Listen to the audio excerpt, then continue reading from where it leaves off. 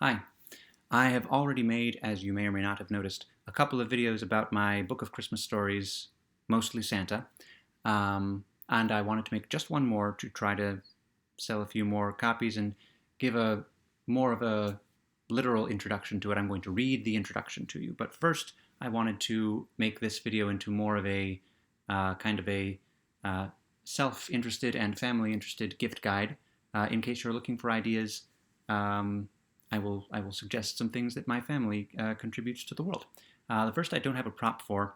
My brothers, my two younger brothers, are in a band called Maybird, Maybird, one word. And you should look them up, check out their music. I particularly like the song Looking Back. And there's a music video for that I'm actually in a way. And you can see if you like them. They have CDs, they have albums, I think they have other merchandise too. And so if music is your thing and you like their music, or you know someone who might, there's that. And speaking of music, my dad has been interviewing jazz musicians for 40 years. And he has collected the best, maybe all of them because it's a thick book, but at least the best of them into this tome, Jazz Snapshots. And the cover was by his friend David Coles, who you may recognize the style. He's been doing caricatures of famous people for probably about as long as my dad's been interviewing jazz musicians. It's an interesting. I'm just going to read. There's a very long table of contents. I am going to read some names at random. Let's see.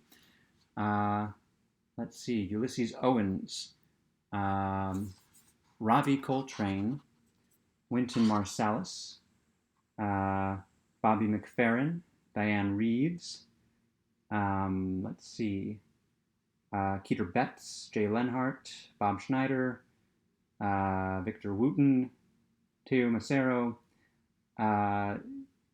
Dee Dee Bridgewater, Tessa Suter, just tons and tons of interviews.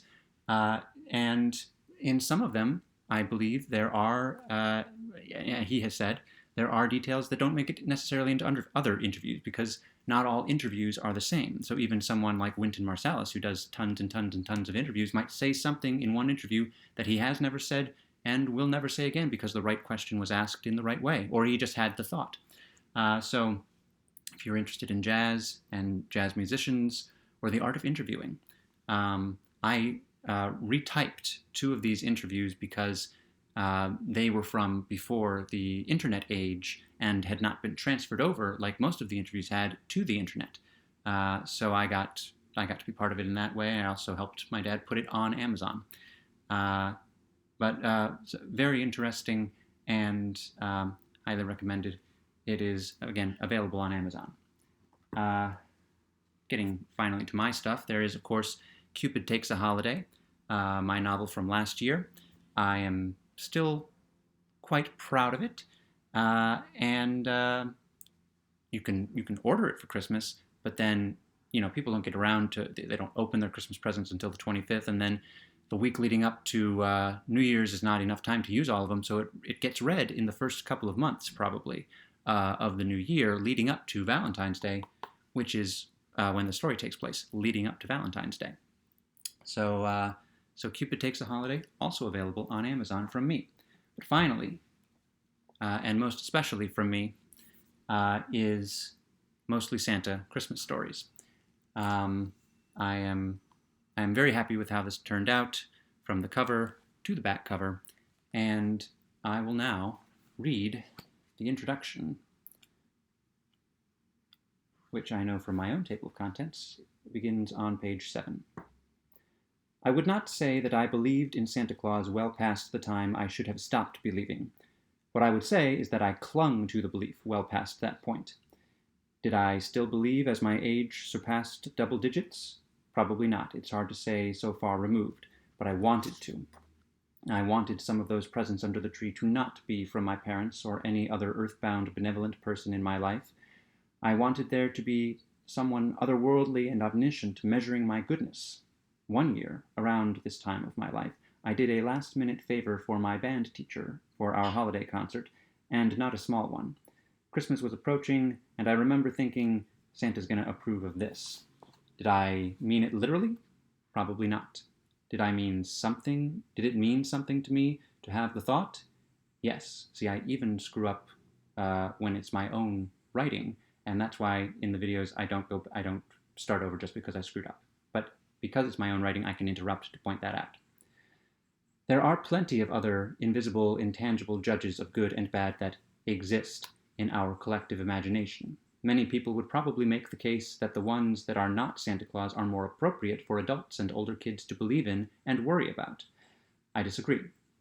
That's not to say we should all cling to the belief in the big guy in the red suit. At some point, it just needs to be about what we think of ourselves and our own behavior that guides us in how we deal with our world. We need to be our own judges. And of course, there are actual judges if we go far enough in the wrong direction. Kids shouldn't have to worry about that, though. Santa Claus is great for kids, at least those who grow up with him, because the way he has evolved as a character is so kid-friendly. Magical animals, a supporting cast out of a fairy tale, and a home base that I don't know for sure inspired Superman's Fortress of Solitude, but I wouldn't be surprised. Depending on the culture, he does resemble some of those other intangible judges that adults believe in, but typically doesn't use his magic to punish the wicked the way they do. All he does, the way I was taught it, is leave a lump of coal instead of a toy. A disappointing, though arguably useful anticlimax for the Christmas season for the kid on the receiving end. My brothers and I received lumps of coal one year, though it was in addition to plenty of actual presents. Each lump was sealed in a plastic bag to prevent the kind of mess coal can make, especially handled by young kids, and accompanied by a note that said, "This is a warning. Next year this could be all." I forget how effective that was. The only time I actually played Santa Claus was for a holiday function at my high school. I wore my math teacher's costume. I forget exactly why, but there was some health reason he couldn't do it that year, and I guess I just seemed like the right person to don the pillow and robe. It was fun, and it meant that his kid, in one of the lower grades, so still within the reasonable age range to fully believe in Santa, got to see Mr. Math and Santa at the same time. That alone made it worth it. Most of the rest of my job seemed to be just wandering around being Santa, maybe encouraging people to participate in the holiday bazaar. There was no lap sitting, although I definitely offered it to at least one person who knew who I was and found it amusing. And then the suit was gone, and I didn't dress as Santa again until I found my grandfather's Santa suit while cleaning my grandmother's basement. It needs some work, but one day I plan to bring it fully to life once again. Maybe not that beard, but I can grow and dye my own. Other than that, if I were ever to just buy my own, I've always been attracted to the long-robed Santa suits. He is essentially a wizard, and he lives and travels in the coldest weather. His robe should be floor-length, and maybe I'd get it in blue for good measure.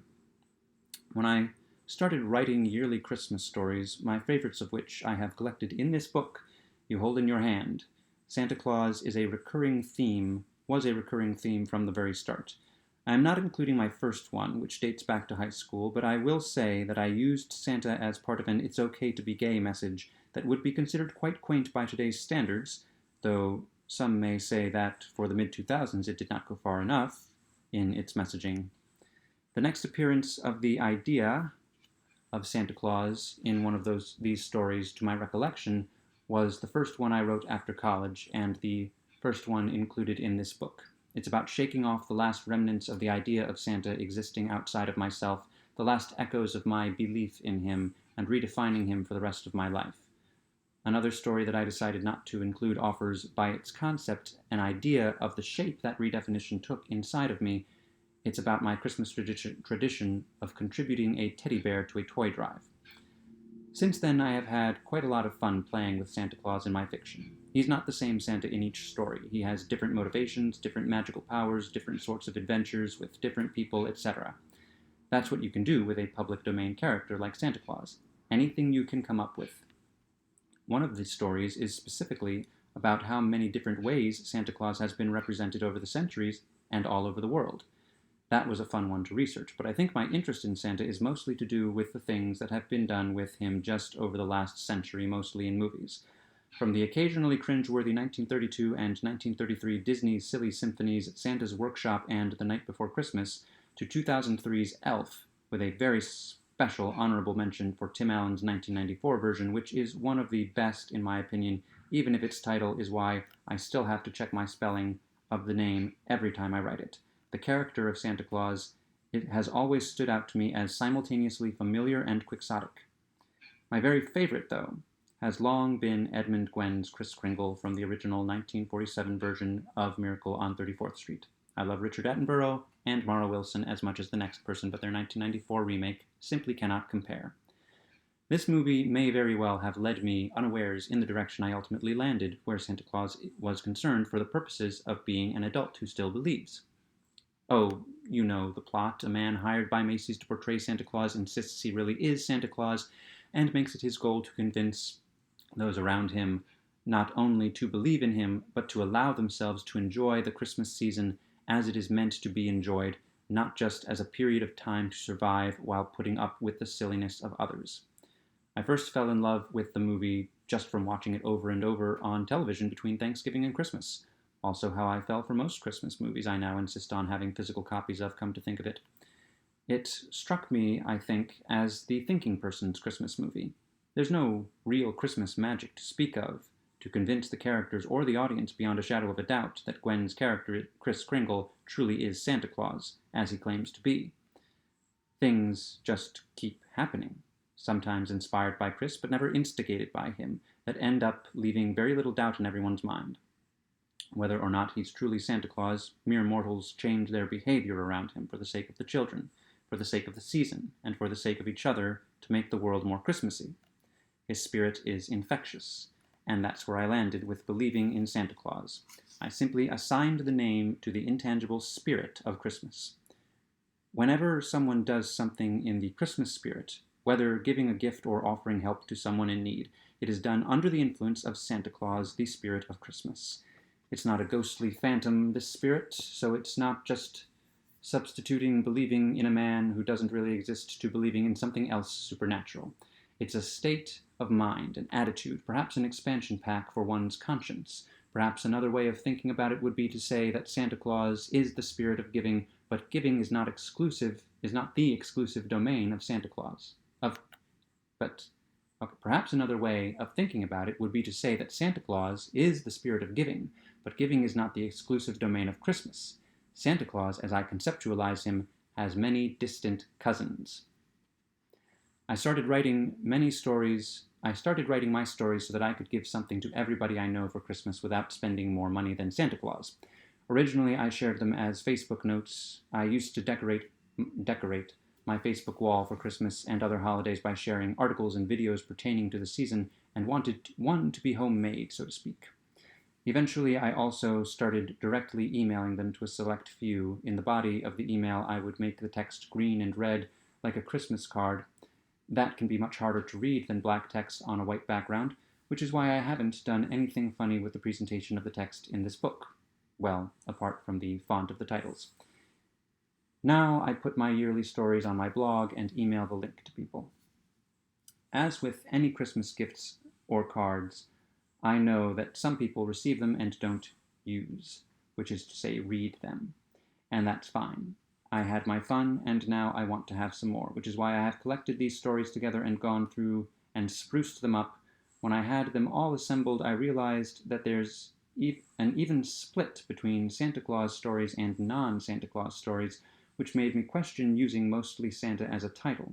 I decided that Santa Claus is still the theme of the story more often than, say, Christmas lights or cats or trees or snow, so it still works.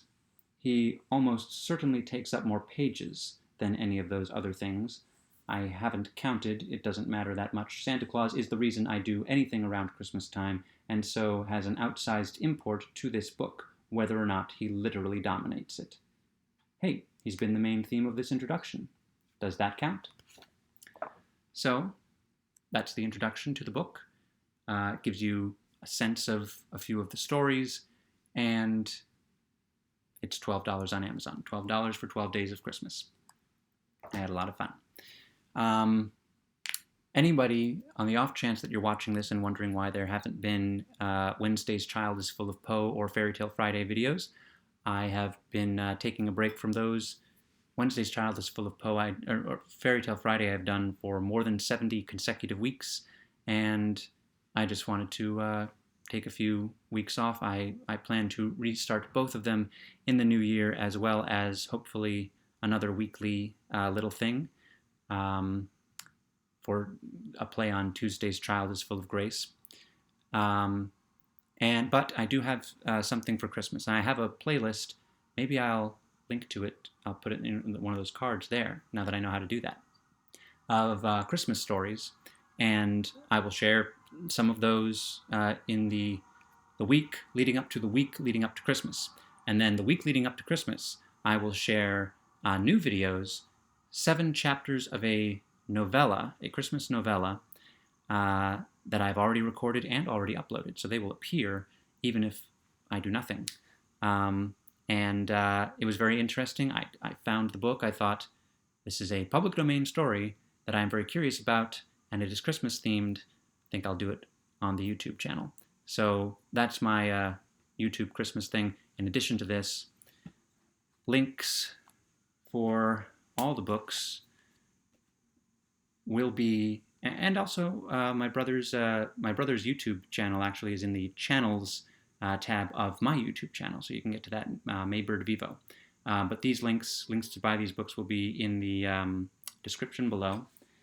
And happy gift getting and gift giving, mostly gift giving.